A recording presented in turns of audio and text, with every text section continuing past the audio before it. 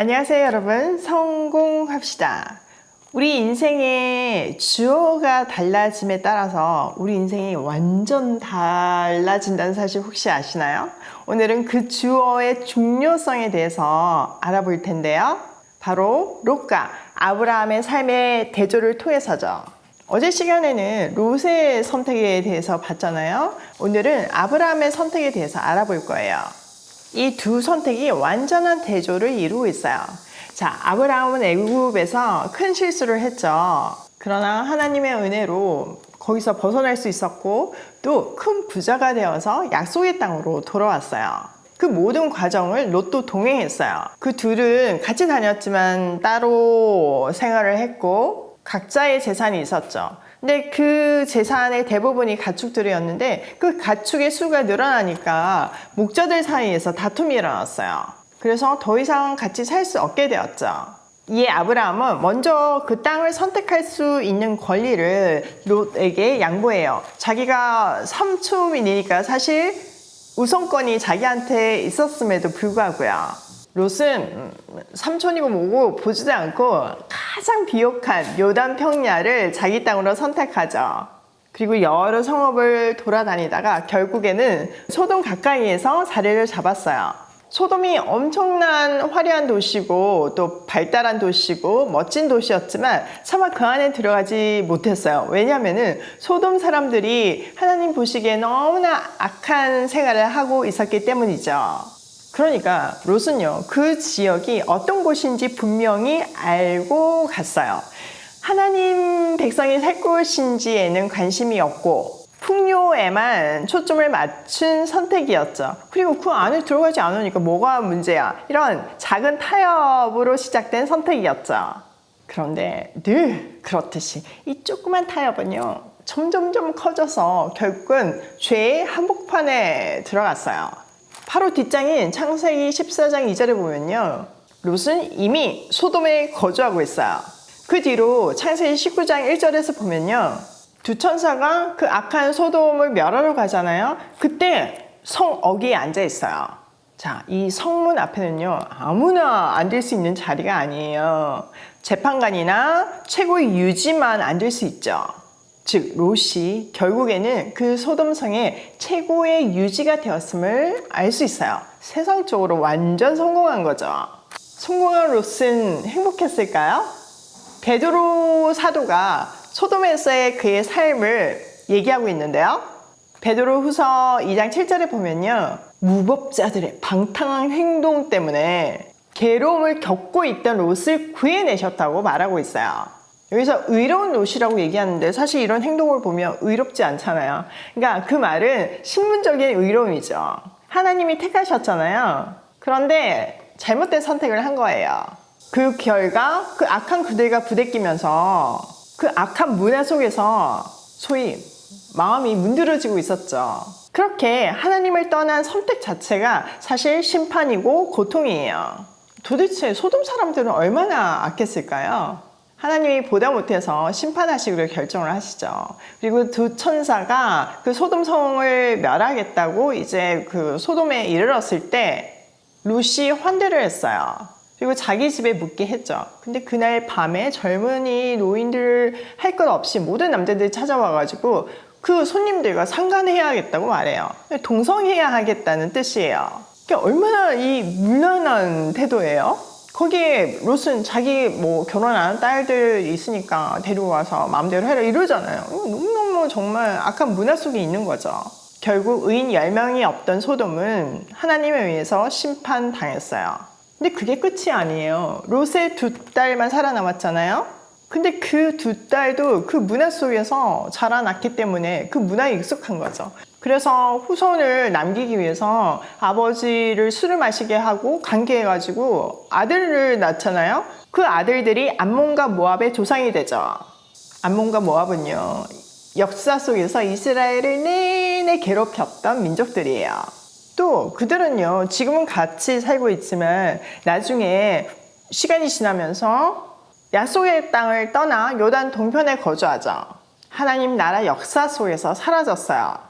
롯의 인생을 통해서 하나님 없이 한 선택이 얼마나 허무한지를 볼 수 있어요.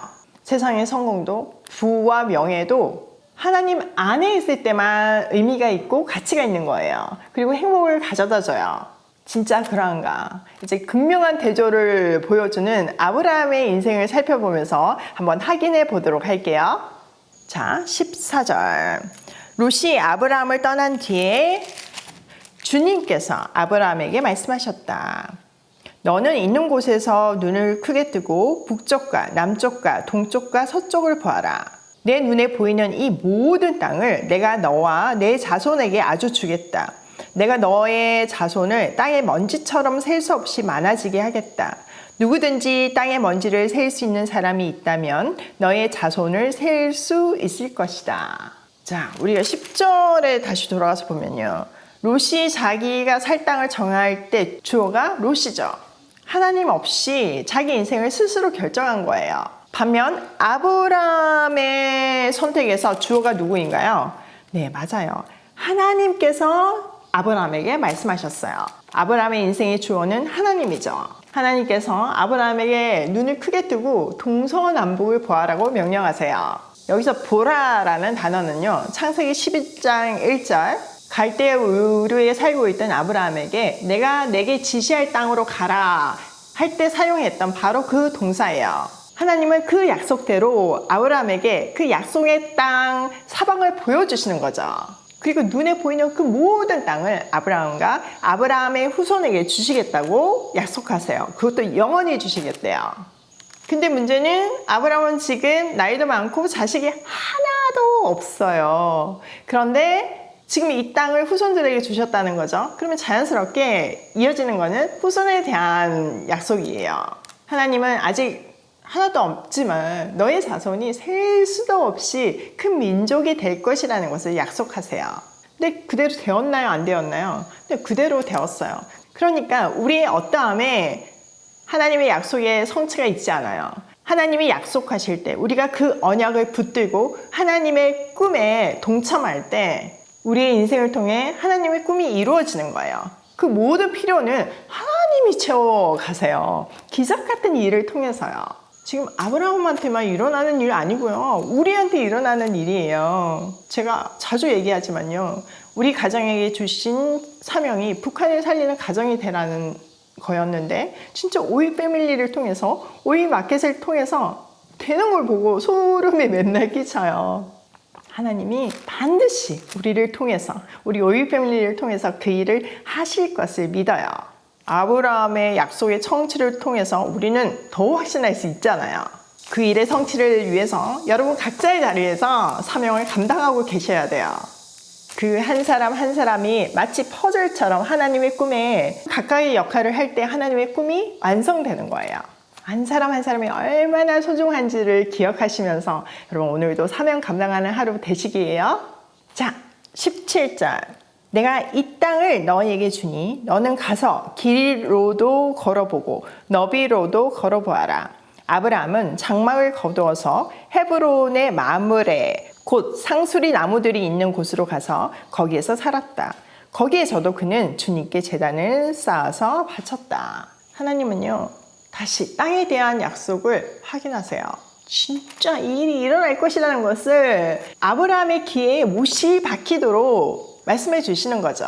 그리고 이 일이 추상적인 일이 아니라 현실적으로 일어날 일이라는 것을 확인시켜 주기 위해서 아브라함에게 가로로 세로로 그 약속의 땅을 걸어보라고 말씀하세요.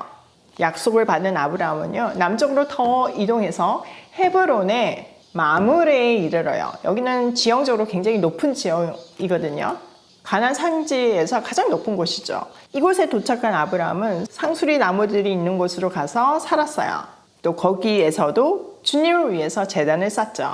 하나님의 명령대로 한 걸음 한 걸음 순종하면서 약속을 붙들고 서 있는, 살아가는 아브라함을 볼 수 있어요. 자기 마음대로 하나님 없이 애국으로 갈 때랑은 완전히 차원이 다른 삶을 살고 있죠. 그만큼 믿음이 자란 거예요. 이렇게 하나님을 알아가면서 그의 삶의 중심에는 하나님이 계시고 예배가 있음을 볼 수 있어요. 우리는 여기서 하나님께서 인생을 만들어가는 중요한 원리를 찾아낼 수 있죠.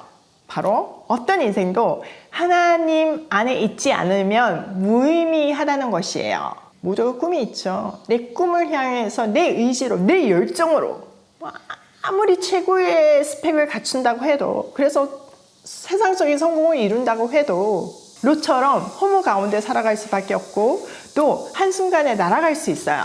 그리고 그의 잘못된 선택 자체가 후손들에게까지 영향을 주어서 그 후손들이 하나님 나라를 대적하는 존재가 되어버렸잖아요.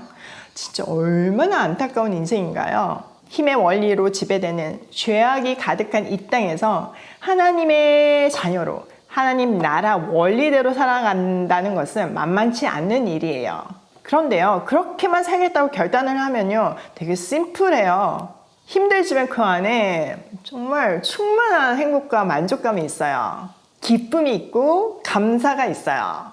우리가 말씀에 순종해서 녹록지 않는 과정을 걸어갈 때 우리는 하나씩 우리가 붙들고 있던 최고의 가치라고 붙들고 있던 것들을 하나씩 내려놓고 오직 예수만 붙드는 인생을 살 수 있게 되어요. 그게 가장 복된 인생이잖아요. 근데 그게 하루아침에 되지 않고 그런 광야길을 통과하면서 인생의 그 여러 사건들을 통해서 예수만 붙들게 되더라고요. 그것을 일찍 아는 것이 너무나 복된 삶이죠. 우리 다음 세대들이 정말 그런 복된 인생을 살 수 있도록 우리가 중보해야 해요. 제가 이제 이번 주면 우리 아이들이 각자 학교로 미국으로 중국으로 떠나거든요. 이 아이들을 위해서 계속 기도를 하는데 결국 이 기도더라고요. 아브라함처럼 하나님 안에서 눈을 들어서 주신 언약을 붙들고 약속의 땅을 취하며 부르신 그곳에서 하나님 나라 문화를 만드는 복이 되는 최고의 인생을 사는 것, 그게 우리가 우리 자녀들에게 줄 수 있는 최고의 유산 아닌가요? 그 일을 위해서 우리는 정말 기도해야 돼요. 또 그것을 가르쳐주기 위해서 우리가 먼저 그 삶을 삶으로 보여줘야 돼요. 그럼 복의 근원이 되는 최고의 인생 살기로 해요. 자, 오늘 내용을 우리 삶에 한번 적용을 해보면, 첫 번째, 내가 아닌 하나님이 주어가 되는 인생을 살자. 이거는 아무리 강조해도 지나치지 않아요. 이게 되어야지만 그 다음이 순차적으로 또 바른 길로 가게 되어 있어요. 두 번째, 하나님이 눈을 들라 할 때까지 기다리자. 여러분, 뭔가 만들어지기까지는요, 숙성의 시간이 필요하고 기다림의 시간이 필요해요. 사람이 한순간에 뚝딱 만들어지지 않잖아요. 하다못해 음식도 뚝딱 금방 만들어지지 않잖아요. 우리는 그 하나님의 때까지 기다리지를 못해요. 묵묵히 부르신 자리에서 사명을 감당할 때 하나님은 반드시 눈을 들라고 하실 때가 있어요. 그때는 굉장히 뒤처진 것 같지만요, 순식간에 갈 수 있는 지름길이에요. 또 그 길만이 진정한 길이기도 하고요. 절대 포기하지 말고 절대 딴 길로 새지 말고 기다리기예요. 세 번째, 하나님이 인생을 만드는 원리를 알자. 여러분 꼭 기억하셔야 돼요. 예수로 채워지지 않는 인생은요, 다 무의미해요. 성공, 돈, 건강 다 무의미해요. 오늘도 하나님이 주어가 되는 하루가 되길 소망하며 오직 예수로 가득 찬 가치 있는 인생이 되길 소망하며 고싱해요.